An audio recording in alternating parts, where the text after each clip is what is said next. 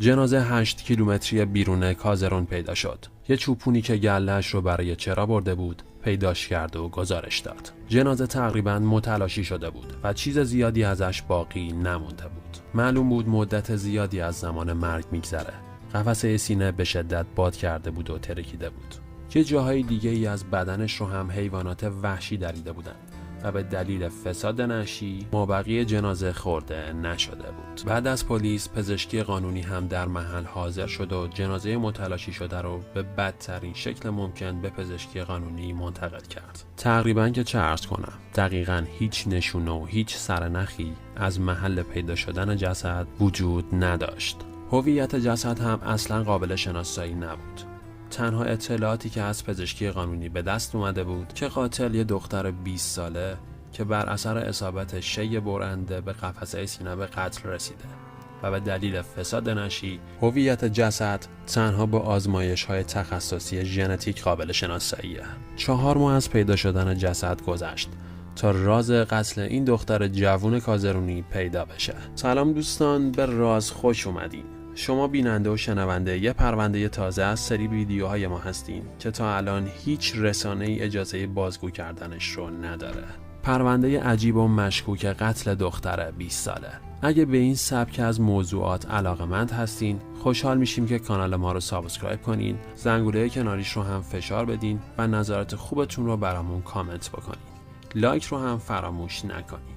پلیس دست از تحقیق بر نمی‌داره. همه آگهی‌های گم شده ای رو که به پلیس گزارش کرده بودند رو بررسی میکنه.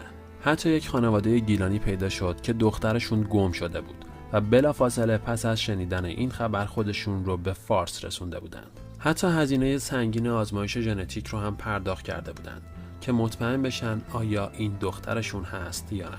که متوجه شدن این جسد جنازه دخترشون نبود. هیچ سرنخی از جنازه این دختر جوان به دست نیامد. قاضی میخواست حکم تدفین جنازه را به دلیل مجهول الهویه بودن صادر کنه، اما پلیسی که در روز کشف جسد بر سر جنازه رفته بود از قاضی درخواست کرد تا یکم بهش وقت بدن، شاید بتونه سرنخی پیدا کنه. افسر پلیس به روستاهای اطراف محل کشف جنازه رفت. اهالی روستا رو بسیار سوال جواب کرد تا متوجه بشه ببینه که جدیداً دختری هست که فرار کرده باشه یا اصلاً خبری ازش نباشه. اعترافات مشکوک شاگرد نونوایی توجه افسر رو به خودش جلب کرد. خیالتون راحت، کسی نمیتونه دست این روستایی یا آدماش فرار کنه. تنها کسی که تونست فرار کنه دختر اصغرآقا بود که اونم رفت تهران شوهر کرد و راحت شد. افسر پلیس از شاگرد نونوا خواست که خونه اصغرآقا رو بهش نشون بده. پلیس وقتی وارد منزل اصغرآقا شد، اصغرآقا واکنش بدی به ماموران پلیس نشون دادن و گفتند چرا وارد خونه ما شدی؟ به چه حکمی؟ به چه دلیلی؟ که جنازه یه دختر 20 ساله پیدا شده. دختر شما کجاست؟ اصغرآقا با خونسردی کامل جواب داد دختر من رفته تهران، شوهر کرده، ازدواج کرده. باید به شما هم جواب پس بدم. خواهش میکنم بفرمایین بیرون. من حوصله این مسخره بازی‌ها رو ندارم. افسر پلیس به پیگیری‌هاش ادامه داد. وقتی داشت با همسایه‌ها گفتگو می‌کرد، متوجه یه چیز مشکوک شد. یکی از همسایه‌ها گفت آخرین باری که دختر اصغرآقا رو دیدم دقیقاً 4-5 ماه پیش بود.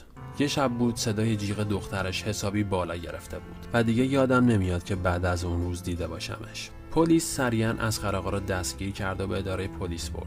دخترت کجاست؟ چه بلایی سر دخترت آوردی؟ والا یه شب بود دخترم نیومد خونه. داداشاش حسابی نگرانش شده بودن و عصبی بودن.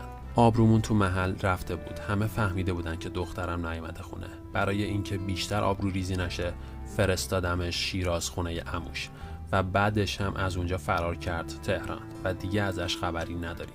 به خاطر اینکه آبروم بیشتر نره ما هم دیگه دنبالش نرفتیم و باز هم ماموران پلیس بیخیال ماجرا نشدند و وقتی که دوتا پسرای اصغرآقا خونه نبودند برای بازجویی به منزلش رفتند. از همسرش پرسیدند مادر دخترت کجاست؟ مادرش پاسخ داد که من میدونم برای چی اومدی. با هم دیگه بریم زیر زمین. چاقوی سلاخی رو به دست ماموران پلیس داد و همونجا بی امان گریه کرد. من خونه نبودم که اون یزیدا با دخترم این کارو کردن. جیگرم داره آتیش میگیره. پلیس همسر اصغرآقا رو به اداره پلیس میبره و اصغرآقا رو با همسرش رو در رو میکنه. اصغرآقا با دیدن همسرش مجبور به توضیح حقایق میشه. وقتی که اون شب دخترم خونه نیومد حسابی برادراش عصبی شدن. من یه پسر 25 ساله و یه پسر 22 ساله دارم. میدونستم اگه اونا تنها گیرش بیارن میکشنش. روز بعدش دخترم رو سوار نیسانم کردم. چاقوی سلاخی رو هم زیر صندلی قایم کردم. دلم نمیخواست دست پسرام به خون آلوده بشه. دخترم داشت گریه میکرد. بردمش خارج شهر و با همون چاقوی سلاخی چند تا ضربه به قفسه سینه و شکمش زدم. نیم ساعت طول کشید تا بمیره.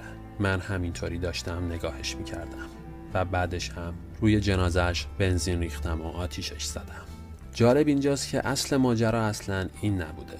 پلیس باز هم بیخیال ماجرا نمیشه و وقتی همسر اصغرآقا رو تحت فشار میذاره و متوجه داستان جدیدی میشه. پسرای اصغرآقا دست به این جنایت هولناک زده بودند. وقتی که مادر پدرشون خونه نبودند، خواهرشون رو به اتاق پایین خونه میبرن و همونجا سلاخیش میکنن. پدرشون که نمیخواسته پای بچه‌هاش گیر بیفته، جنازه دخترش رو به خارج شهر میبره و آتیشش میزنه. اصغرآقا همه چی رو گردن گرفته بود تا جون پسراش به خطر نیفته.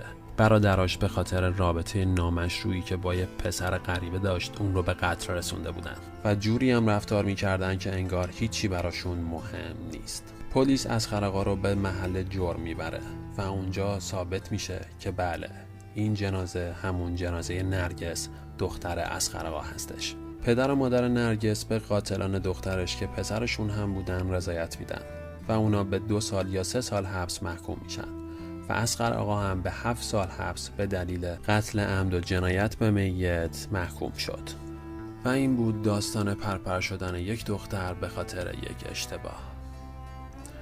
دوستان امیدوارم که دیگه شاهد همچین قصه های دردناک و زجرآوری نباشیم و چه بهتره که با بچه های خودمون رفیق باشیم، دوست باشیم و اونا رو آگاه کنیم. خب خیلی ممنون که تا انتهای این داستان همراه ما بودین. خوشحال میشیم که نظرات خوبتون رو برامون کامنت بکنین و لایک و سابسکرایب رو هم فراموش نکنین. خیلی ممنون از همه